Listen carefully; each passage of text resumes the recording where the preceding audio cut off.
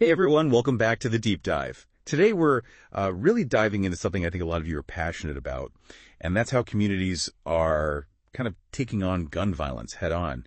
You guys sent in this Community Violence Intervention Action Plan, and wow, it's amazing. Over 300 experts contributed to this. So let's get right to it. Yeah, the thing that really struck me right off the bat is how this plan just cuts right to the chase. There's this sense of agency, like, we need to act now. But it's not all doom and gloom, right? It's more like, okay, this is a crisis, but we've got a plan. We can do this. Yeah, it starts with really understanding the problem, right? Yeah. And this plan doesn't shy away from the numbers. Not at all. In fact, they hit you with some pretty hard-hitting stats right away. Like, right from the CDC, they're talking about how, for young black men, we're talking 15 to 34 years old, homicide is the #1 cause of death. It's heartbreaking, and it really underscores just how critical this issue is, especially for black and brown communities. I mean, did you see that stat about the firearm homicide rate for young black men compared to their white counterparts? Oh yeah, over 21 times higher. Those numbers, they really paint a stark picture, and they underscore the need for action. Absolutely. And that's where this whole idea of community violence intervention comes in, or CVI as they call it. So for those who aren't familiar, can you break down what exactly CVI is? Sure. So basically imagine this. Instead of just relying solely on law enforcement to deal with violence after it happens, CDI is about empowering the community to be part of the solution. So think people from the community, people who understand the streets, they're the ones working to stop the violence before it even starts.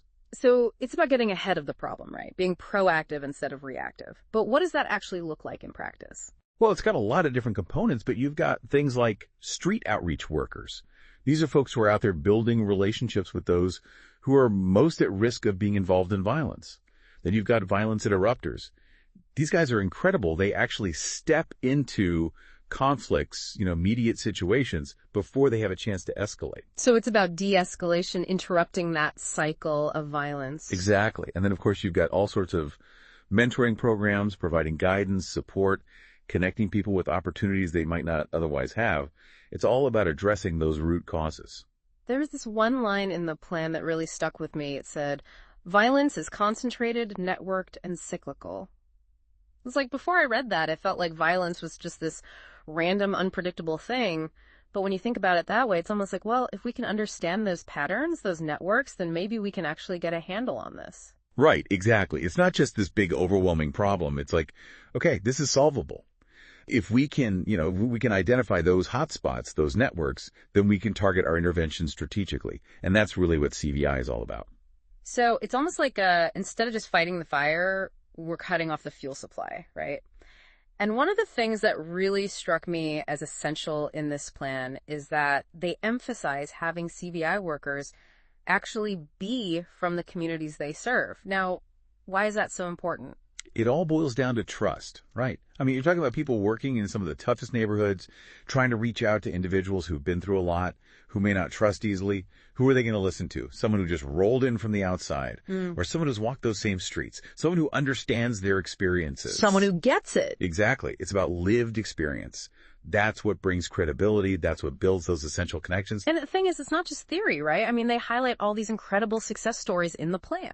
Yeah, you got places like Richmond, California. They implemented this advanced peace model, and it's like their firearm violence just plummeted, like 55%, which is incredible. 55%. I mean, that's unheard of. And they actually hit their lowest homicide rate since, get this, 1971. That's amazing. And it's not just, a one-off. You look at Newark, New Jersey, they've been doing a lot of CVI work, and their shootings and homicides are down to levels they haven't seen in 60 years. It's like the proof is in the pudding, right? So then the question becomes, if this is so clearly effective, why isn't every city, every town doing this? That's the million-dollar question. And, the plan really doesn't shy away from that. They talk about this funding gap. Yeah, they had this one part where they compared how much we spend on, like, the traditional criminal justice system, prisons, police, all that, versus how much we invest in CVI. And it's kind of shocking. It's really eye-opening to see those numbers side by side. It's because it really makes you think about, like, where are our priorities as a society? Mm-hmm. Right. Like, we're so focused on what happens after the fact, but we're not putting enough resources into preventing it in the first place. And that's really what this plan is trying to change. And the good thing is it's not just about throwing more money at the problem. They've got this whole like 6-pillar strategy. Yeah. Yeah, they talk about capacity building, collaboration, policy and advocacy, narrative change, research, and standardization. Yeah, and they're all important, but the one that really resonated with me was the emphasis on worker wellness. Oh, tell me more about that. Well, we're talking about people who are out there on the front lines every day, dealing with some really tough situations, seeing some really traumatic stuff. It takes a toll. Absolutely. And so the plan really emphasizes the need to support these workers, you know, making sure they have access to mental health care, that they have decent pay and benefits, strong safety protocols, all of that. It's about recognizing that these are human beings, right? They're not robots. They're putting their heart and soul into this work. Exactly. And, it reminded me of this quote from a CVI worker in Chicago. His name is Maurice Williams. And he said, "Frontline CVI work is not a 9-to-5 job. We never have enough people doing the work to stop the bleeding. But I know we are doing something extremely important, and we will win." Powerful words. And it speaks to that need for racial equity that the plan emphasizes, making sure that the funding is actually going to organizations that are rooted in the communities they serve, that the leadership reflects the people who are most impacted by this. Absolutely. It's about empowering those communities to be part of the solution, not just dictating solutions from the outside. Right. And that kind of leads into that whole narrative change piece of the plan, which I thought was fascinating. Yeah. Narrative is huge. Because it's about combating those stereotypes, those misconceptions about what CVI is and who it's for. Exactly. There's this tendency to oversimplify things, to say, oh, it's just about individual responsibility, or to blame, criminal justice reform for any uptick in crime. Yeah, when it's so much more complex than that. Exactly. And so the plan talks about the need to really change that narrative, to show the data, to highlight those success stories, to really demonstrate how effective CVI can be. And, the thing is, it's not just about changing the story we tell about CVI. It's about changing the story we tell about these communities, right? We need to move away from this deficit-based narrative, this idea that these places are just full of problems, and instead focus on their strengths, their resilience, their capacity for change. It's about shifting our whole perspective, right? Instead of seeing violence as inevitable, we need to start seeing safety as something we can actively build together. And this plan really lays out how to do that. Yeah, and what's so powerful about this action plan is that it's not just some pie-in-the-sky, theoretical document. It's a practical roadmap. They've got these clear steps we can take to make a real difference. Yeah, and going through it with you has been really eye-opening for me.